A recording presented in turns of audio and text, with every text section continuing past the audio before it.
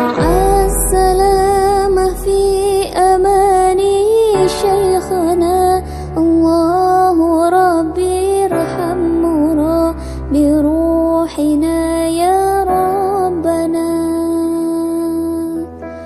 مع السلامة في أماني شيخنا الله ربي ارحمنا بروحنا يا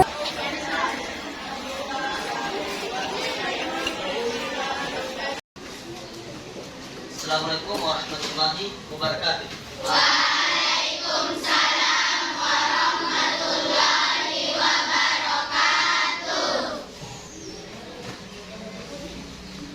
Baiklah anak-anak sekalian yang dirahmati Allah Subhanahu wa taala.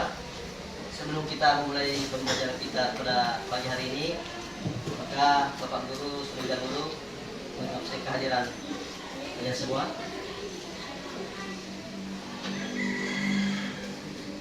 Andi Firda Bunga Lestari, Hadirah. Ainul Inayah, Hadirah, Pak.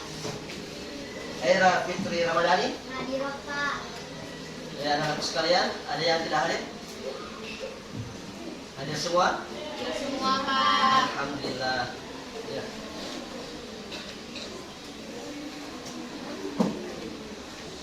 Anak-anak sekalian, santri solehah yang selalu diberikan usaha oleh Allah Subhanahu wa taala. Sebelum kita memulai pembelajaran kita Al-Quran hadis, pertama kita berdoa dulu kepada Allah Subhanahu wa taala supaya ilmu kita diberikan keberkahan. Sekarang kita kelas dipimpin baca doa.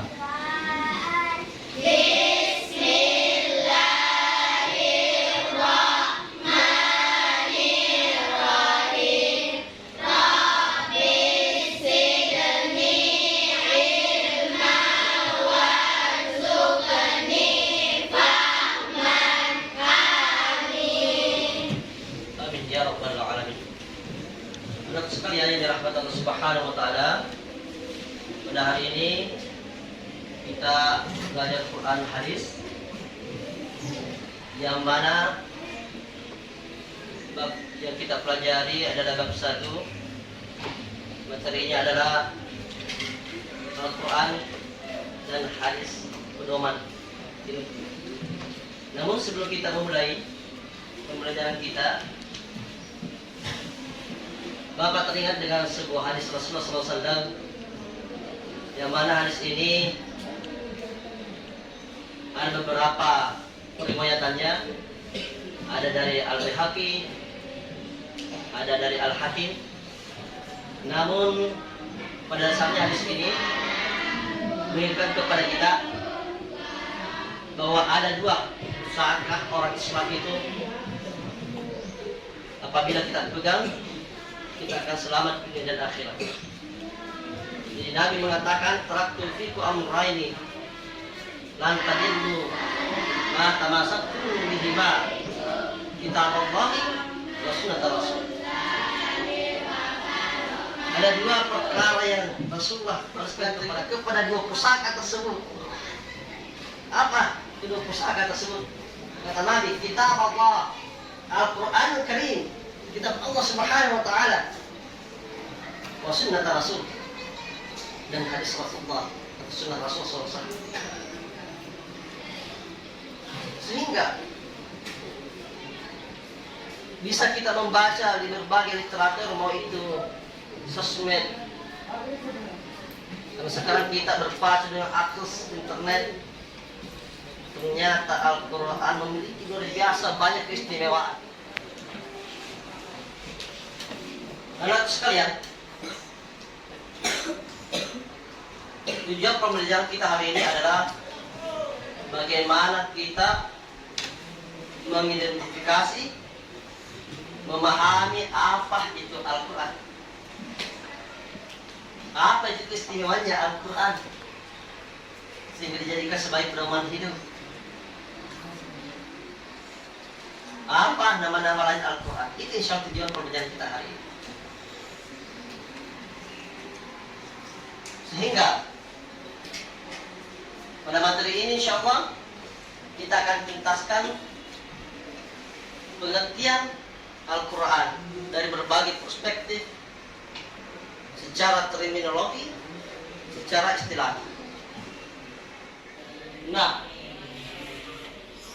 sekarang kita coba masuki materi kita hari ini, Al-Quran dan hadis pedoman hidup. Kita sebagai umat Islam yakin dan percaya bahwa Al-Quran adalah kalamullah dan kita jadikan sebagai pedoman hidup sumber ajaran Islam pertama.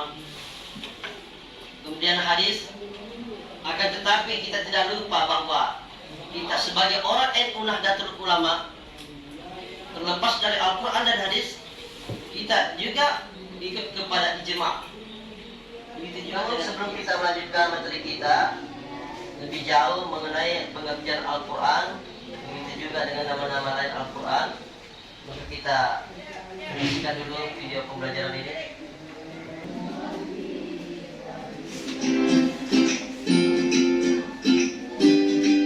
Assalamualaikum warahmatullahi wabarakatuh. Saudara sekalian yang saya hormati, untuk menjadi seorang ahli Al-Quran bukan hanya sekedar menyampaikan terjemahan ayat Al-Quran, tetapi dia harus mengetahui cabang-cabang ilmu Al-Quran. Karena mana mungkin dia disebut sebagai ahli Al-Quran kalau dia sendiri tidak mengetahui cabang-cabang ilmu Al-Quran. Salah satu cabang ilmu Al-Quran adalah ilmu nuzulil Quran, atau ilmu yang menjelaskan tentang turunnya Al-Quran. Kenapa demikian? Karena Al-Quran sendiri adalah huwa kalamullah al-munazzalu li Rasulillah Muhammad sallallahu alaihi wasallam. Al-Quran itu kalamullah yang diturunkan kepada Nabi Muhammad sallallahu alaihi wasallam. Al-Quran diturunkan oleh Allah Subhanahu wa taala melalui malaikat Jibril kepada Rasulullah SAW, turun secara mutawatir. Mutawatir itu artinya tidak ada campur tangan, tidak ada campur pemikiran Rasulullah SAW, murni dari Allah Subhanahu wa taala. Itu yang dimaksud mutawatir. Keistimewaannya adalah membaca Al-Quran menjadi ibadah di sisi Allah Subhanahu wa taala. Sehingga Nabi pernah bersabda, Rasulullah pernah mengatakan, "Man qara'a harfan min kitabillahi ta'ala falahu hasanat wal hasanatu bi'asyri amsalihha." Siapa yang membaca Al-Quran satu huruf saja dari Al-Quran,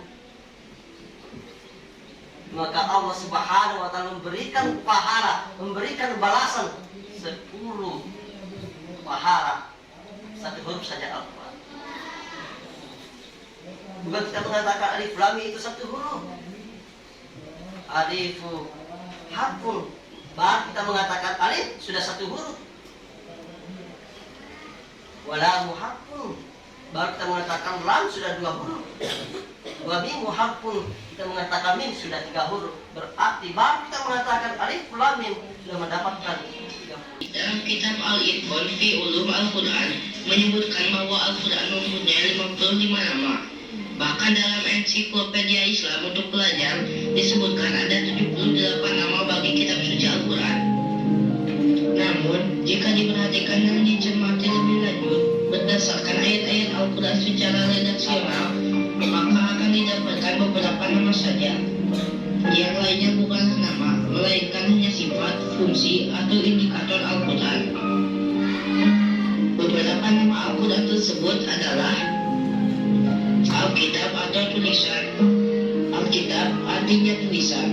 Al-Quran sering disebut sebagai kitabullah, yang artinya kitab suci Allah Subhanahu wa taala. Sedangkan ayat Al-Quran yang di dalamnya terdapat kata Alkitab sebagai nama bagi Al-Quran yaitu Quran surat Al-Baqarah surat kedua ayat 2, yang artinya kitab Al-Quran ini tidak ada keraguan padanya, petunjuk bagi mereka yang bertakwa. Sekalian yang dirahmati Allah Subhanahu wa taala, sebelum kita melangkah mengenai Al-Quran, kemudian sebelum Bapak menjelaskan nama-nama lain Al-Quran, maka kita akan berdiskusi dulu. Jadi kita sudah bagi tiap kelompok, masing-masing kelompok nanti mempresentasikan apa itu Al-Quran, apa saja keistimewaan Al-Quran, apa saja Anda paham tentang Al-Quran. Nah, anak-anakku sekalian, silakan aktifkan Android-nya. Ini Al-Quran baik dari buku paket yang Anda pegang, begitu juga dengan Android-nya Anda punya. Silakan Anda mencari pengertian Al-Quran, nama-nama lain Al-Quran.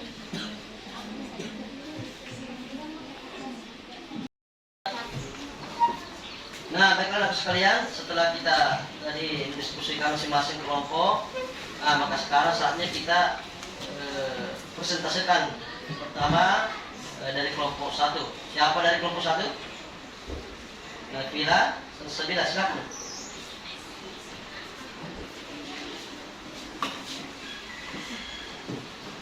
Assalamualaikum warahmatullahi wabarakatuh. Waalaikumsalam warahmatullahi wabarakatuh. Saya akan mempresentasikan hasil diskusi kelompok 1. Pengertian Al-Quran menurut bahasa adalah berasal dari kata qara'a yaqra'u Qur'ana, bacaan atau yang dibaca. Sedangkan menurut istilah adalah perkataan Allah yang diturunkan kepada Nabi Muhammad secara berangsur-angsur melalui malaikat Jibril. Ada nama lain Al-Quran? Nama lain Al-Quran yaitu Al-Quran perkataan Allah yang diturunkan kepada Nabi Muhammad SAW, Alkitab tulisan, Al-Furqan pembeda antara hak dan batil, Al-Zikir pemberi peringatan, At-Tanzil yang diturunkan. Bagus. Silakan. Kembali ke presentasikan apa yang Anda diskusikan di kelompok 2. Silakan.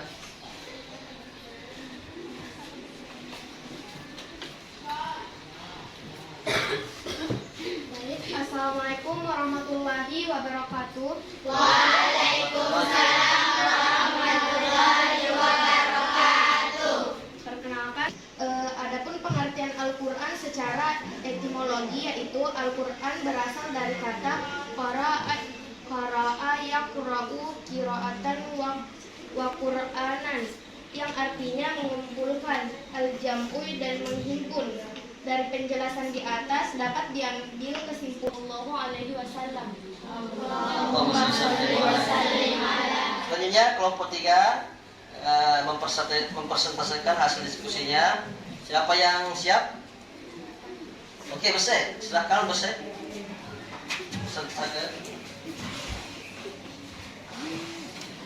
Apa yang Anda pahami dari diskusi Anda tentang Al-Quran, juga dengan nama-nama lain. Silakan. Assalamualaikum warahmatullahi wabarakatuh. Waalaikumsalam warahmatullahi wabarakatuh. Perkenalkan, nama saya Basairul Fatani dari perwakilan kelompok 3. Di sini saya akan mempresentasikan pengertian Al-Quran. Pengertian Al-Quran adalah kalamullah yang diturunkan dari Nabi Muhammad SAW dari Lauhul Mahfuz ke Baitul Izzah. Anak sekalian yang dirahmati Allah Subhanahu wa taala, siapa kita? Santriwati soleha anak mulia. Nah, itulah tadi presentasi yang kita lihat dari masing-masing kelompok mengenai pengertian Al-Quran, begitu juga dengan nama-nama lain Al-Quran. Ternyata dari yang kita baca masing-masing berbeda. Tapi pada dasarnya Al-Quran yang Anda sampaikan, pengertian Al-Quran yang Anda sampaikan itu semuanya benar, walaupun kedengarannya berbeda-beda.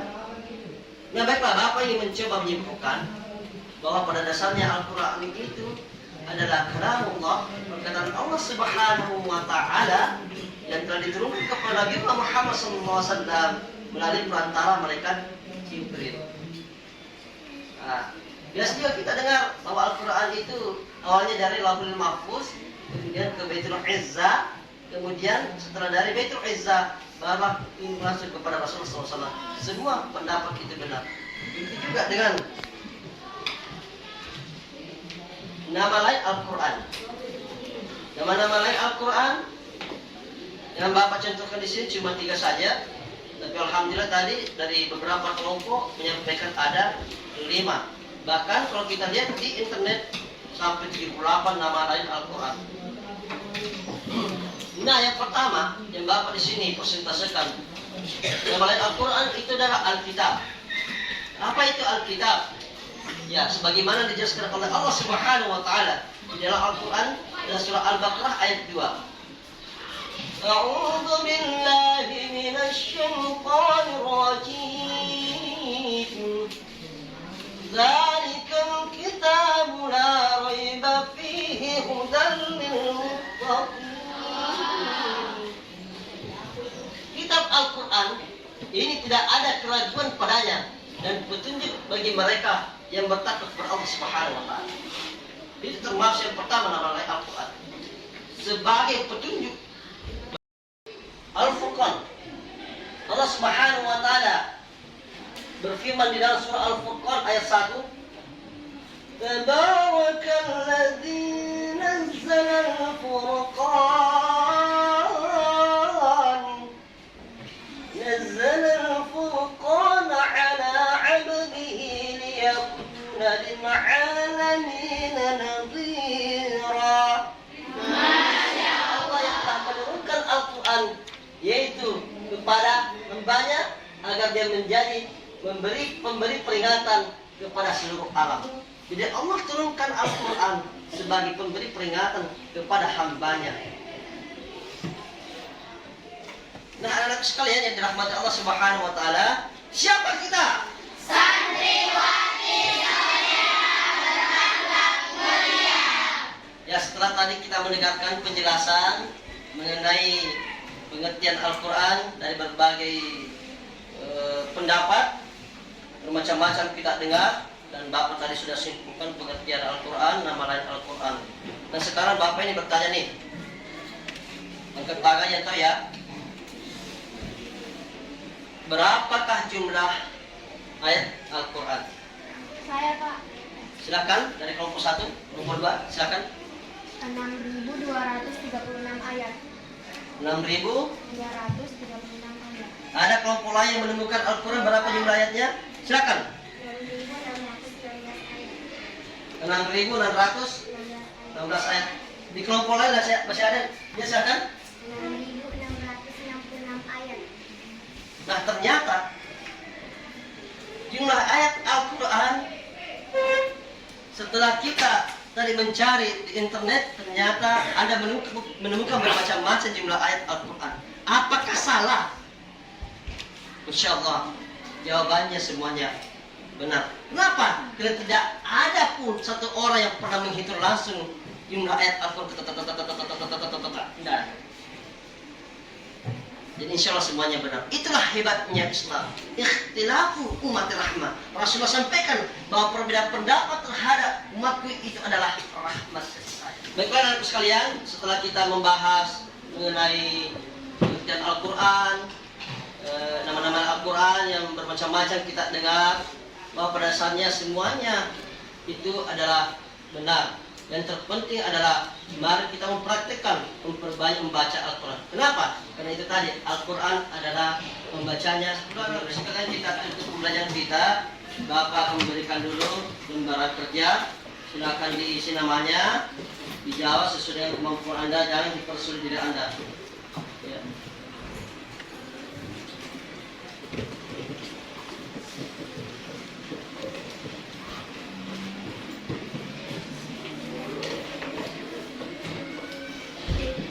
Lagi.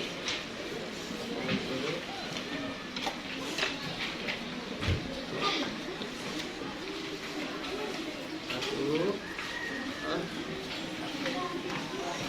Kurang. Setelah kita tadi menyelesaikan lembaran kerja yang kita bagikan semuanya dapat dan sudah menjawab, insya Allah nanti Bapak akan periksa.